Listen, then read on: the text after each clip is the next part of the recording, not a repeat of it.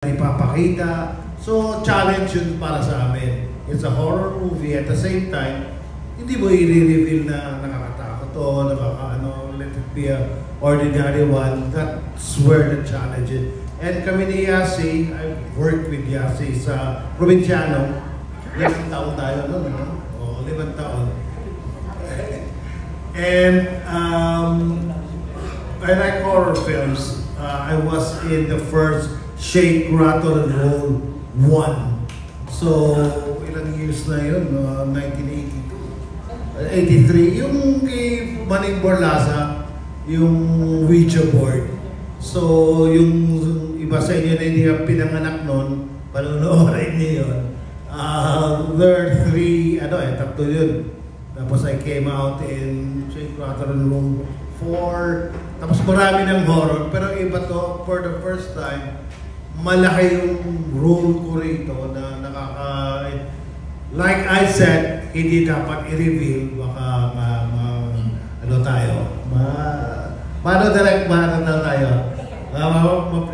ma-preempt. Kailangan panoorin nyo. Thank you. Sa sinabi mo, Sir Joel, parang mas lalo kami na-excite for April 30 for Isolated. Yan. Ngayon pala, good luck and congrats na. Pero eto, feeling ko, maraming ma-excite dito kay Jean Kylie. Grabe yung next, nakakaloka. Back to you, Jean Kylie. Thank you very much. Thank you. That was June Lalin of Abante.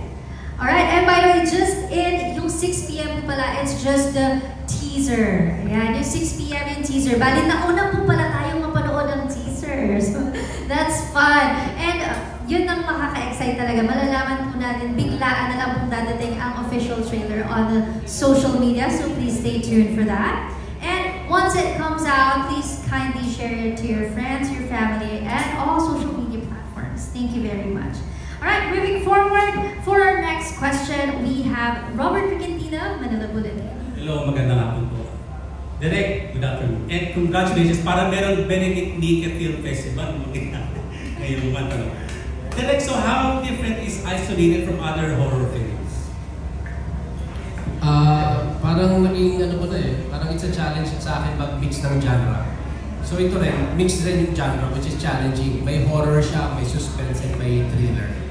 So, ang hirap ikwento, pero makikita niyo sa teaser na doon yung mga elements eh. So it's a mixed genre, pero yun yung challenge eh. Mix yung genre niya, pero pag pinanood mo, fluid siya. So yun yung first of all different. And yung maganda rin sa Viva, kasi di-recognize yung uniqueness ng story. And yun, pag napanood niyo makikita niyo na, iba nga to.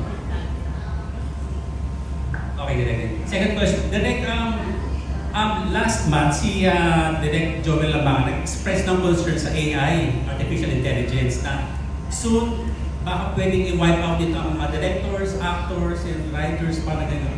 Even Steven Spielberg tsaka si Spike Lee, they share the same concern, no? Kayo ba, ano niyo sa AI? Like, do you embrace it, or anong thoughts about Artificial Intelligence? And may ginamit po ba kayong AI dito sa Isolated?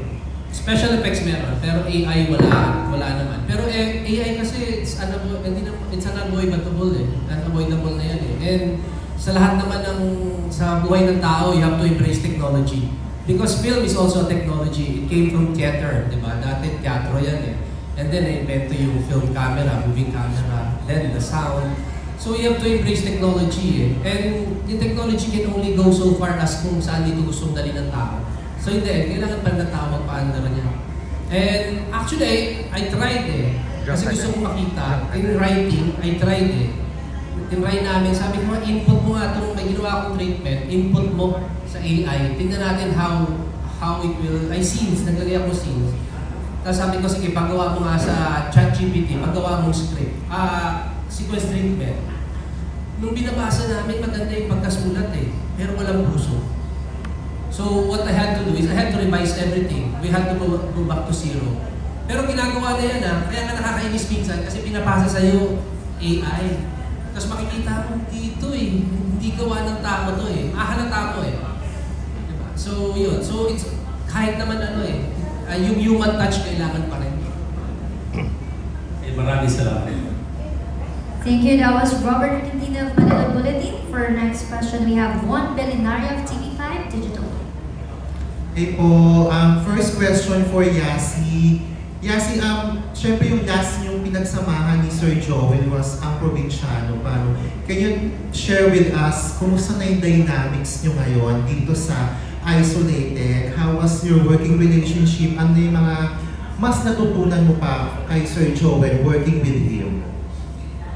Honestly, I would just like to say I love working with you always, Tito Joel. Talagang blessing po talaga from day one of working with someone like Tito Joel, who's so talented, been in the industry for so long, respected, pero mabait, open book. Kahit ano pong gusto niyong itanong, pwede niyong itanong sa kanya. He's very welcoming with no walls. And for me, parang bilang artista, batang artista pa rin, di ba? Siyempre, ang sarap po ng may mapagtatanungan ka o titingin ako sa kanya, Tito, kamusta po ito? Nakakatawa po kasi kahit matagal na po kami magkasama, yung first sequence po namin dito sa Isolated, sobra pa rin po akong kinabahan. Di ba, Tita? Sobra akong kinakabahan. Tito Joel, nasa starstruck pa rin po ako. Eh, tawag ko po sa kanya sa ang probinsyano, Tay.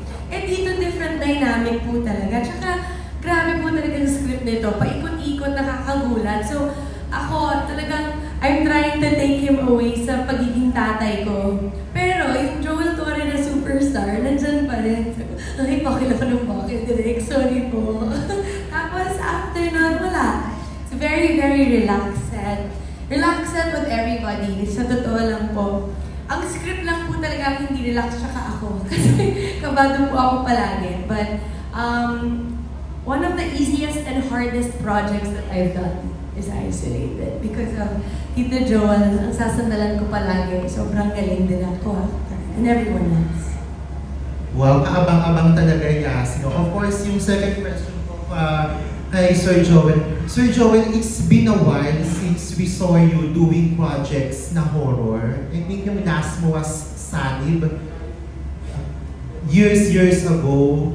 Kumusta na po kayo ngayon working with this genre? How was it working with this genre compared to nakilala ka namin ito heavy drama, action? Kumusta na po kayo working horror?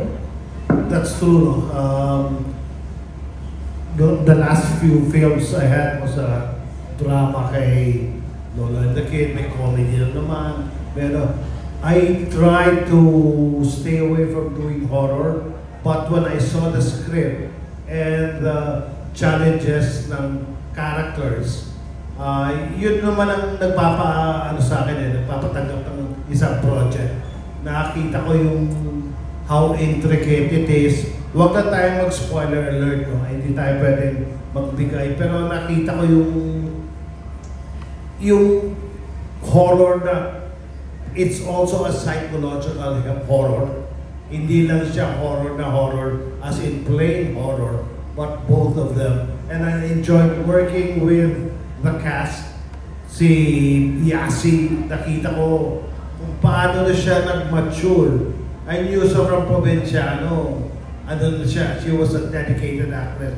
Pero lalo dito, nakita ko how hardworking she is.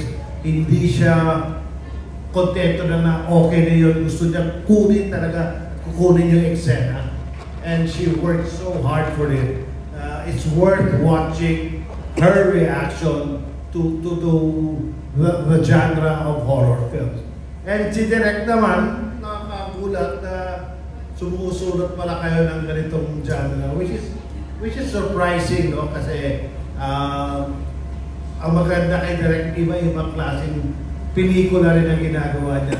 And at the same time, I welcome that idea na kailangan kaya mong gawin kahit ano pang ibibigay sa'yo, kakayanin mo. Because as an actor, as a professional actor, you should be able to deliver. Thank you. Sir Joey, isingin ko na, speaking of you were able to deliver, comment nyo na po, lagi kayong trending sa social media, sa mga eksena nyo sa teleserye sa Incognito, lalo na pag naghihiligay nun kayo. Quick reaction lang, Sir Joel. Ay, sus. Nagpasalamat ko sa mga Ilonggo. And it's quite, that they're using the Ilonggo accent not as a means of comedy. Hindi siya pangpapatawa. Hindi siya, we're doing drama sequences, pero pasok siya sa ano. So, I think people should stop looking at Visayan accent or Ilocano accent, Kapampangan accent as a means of comedic effect. Kasi totoo naman na may mga tao ganito, may mga tao taga-probinsya. And we should respect that. And natutuwa lang ako with Maris, no? Because she's not an Ilonggo. Pero she's able to deliver it as a real Ilonggo. Because she's from Davao, that's why. Pero I hope we come up with a movie later on na iba-ibang dialects. They're all in one. Fraternity na iba-ibang klase. So that, you know, we embrace each other's culture, we embrace each other's language, and nagpapakita yun na talagang yun ang Pilipino. If you go to Palawan, for example, I think it's the most complete setup of mga migrant na nagpupunta ron. Galing sa iba-ibang probinsya, may Mindanao, may Visayas, may from Ilonggo, may from Tagalog. And if you look at that language, nag-evolve siya. And which I think is a perfect example of how Filipino language can evolve. Hindi lang yung puyo nun, no? Hindi yung local language nila. Kundi, I even consider it as a language.